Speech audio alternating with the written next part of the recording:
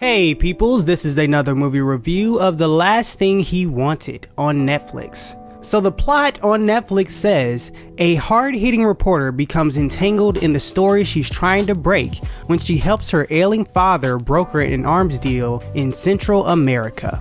Now, I had to read the plot on Netflix to figure out what was going on because I don't think I've ever seen a movie this bad at telling a narrative story. This is one of the worst movies I've ever seen, but it's bad in a very unique way, because usually when you have a bad movie, it's because either you have dumb characters, maybe you have plot holes, maybe the comedy doesn't work, maybe the actors don't pull off the drama, maybe the story is weak. There are many reasons a movie could fail, but through all the bad movies I've seen, I have never seen one of them fail so completely at telling a clear story as this movie does. And I can't say anything else is bad in this movie. The acting seems pretty good, the directing looks comparable, all of the sets, clothing, music, any other aspect of the movie, all of them do a very good job. But all of that doesn't matter because they can't tell a complete, clear story with this movie. So, because the story is the main focus, I'm gonna try to break that down just step by step as you're watching the movie. And I will try not to make this too long. I'll try to just breeze through this because all of my points are regarding the story. So the movie starts off with Anne Hathaway. She's a reporter and she's trying to report on stuff in Central America. Now when the movie starts off, there's words on the screen telling you information. The font is pretty small and it moves really fast, so if that was important information for the audience to receive, they didn't get it all because there is no way you can catch all of the information they throw at you. Then we get narration from Anne Hathaway. The narration starts off normal, but then it goes into this sing-songy, choppy, poetic, spoken word type of delivery, and she's just spitting words and jargon and different things at you, and you don't know what she's talking about. Then it cuts to her in a banquet hall with other press and political figures, and the press is asking the political party different questions, and I guess you're supposed to know all political jargon because if you don't understand what they're talking about. You understand that there's stuff in Central America going on and it's about weapons and maybe drugs. Other than that, you don't know what the heck they're talking about. They don't break it down for the viewers, so you're just confused the whole time. Ben Affleck is on the political side. I don't necessarily know his job position, but we just know he's on the political side. We get scenes of him talking to other political people about different strategies and stuff they should do in Central America. Do you understand what's going on? Not really. We just know they're talking and it connects to whatever Anne Hathaway is reporting on. Then we get a scene with our main character and her father. This is the scene where they just throw all this exposition at us about our main character. Her father asks a question like, how have you been, or something of that nature, and she blurts out just her whole life from beginning to end. Well, my father's not that great, I'm divorced, and I have a kid, she's in a boarding school, and my job is this, and this, and they just tell us everything about this lady. None of it seems like a natural conversation, they're just giving the audience all this information. Then our main character gets transitioned from the story she's working on in Central America to the political beat, and we're stuck in this mess for a while.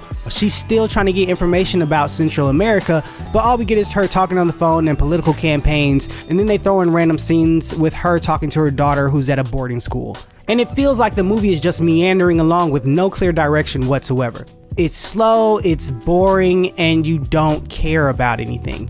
Then something happens to her father health-wise, and she has to go help him out. So we get off the political beat. So now she's with her father and dealing with his health stuff. But her dad's like, hey, I was working on a deal. We don't really know what his job necessarily is, but then we find out it has to do with guns and it's kind of shady and money and all this other stuff. The deal that her father was working on just so happened to be tied in with the report that she was working on in Central America. And we get Anne Hathaway meeting other people, and eventually that ends up to her delivering weapons down in Central America, I believe. And of course things go awry, not everything's working out perfectly. And then the movie decides to introduce a random character named Jones. Now the reason I say it's random is because he's not introduced like every other character that you would see in a movie. For example, our main character coming up to him like he's a stranger and saying, hey, my name is blah blah blah and you are whom, let's talk about what's going on with this deal, so on and so forth. That would be a normal introduction. No, it seems like our main character knows Jones, even though we've never seen him in the movie before. And Jones pops up multiple times in this film. Again, treating it like we know his backstory and who he is, as if he and Anne Hathaway have some prior relationship that we know nothing about. That's how this movie treats it. But like I said, things go awry, and now our main character is in Central America, and she's either trying to complete the deal, or maybe trying to write a report, or maybe trying to survive, maybe all three. I have no idea because the movie's not very clear why she's still there. Other characters ask multiple times, why are you still here? And me as a viewer, I'm asking as well, why are you still there? And through all of this, we get random phone calls with her talking to her daughter, who I do not care about. I'm too busy trying to figure out what's going on in the main story to focus on a side story with a daughter. Then, out of nowhere, out of absolutely nowhere, Ben Affleck's character shows up where Anne Hathaway is. And apparently, they know each other. And apparently, they have a romantic relationship. Don't know where this came from, but this is the movie. And I will say that in all of this chaos of not understanding what's going on, this section did give me my favorite part of the film, which was seeing Batman in the same room as Catwoman. That's it. That's a personal joy and just little geek moment that made me feel happy in this movie that is full of just chaos and no coherent direction. But that's where I'm going to stop with this nonsense story, because the rest doesn't matter. It feels like they made a whole movie and then they just cut out specific scenes that would connect stuff to make it make sense. But yeah, that's all I got to say. That's all, peoples. Obviously, I do not suggest watching this film. If you did watch it, let me know right down in the comments. If you loved it, please tell me why and explain to me this movie. If you didn't, please complain down below and I can have fun complaining with you, because that's going to be a joy. Thank you to all the people who have subscribed to this channel. I'm really going to work hard at getting out more reviews more consistently, so please stick with me, help this channel grow. I really appreciate it. Please continue to have a great day. God bless. I'll talk to you later.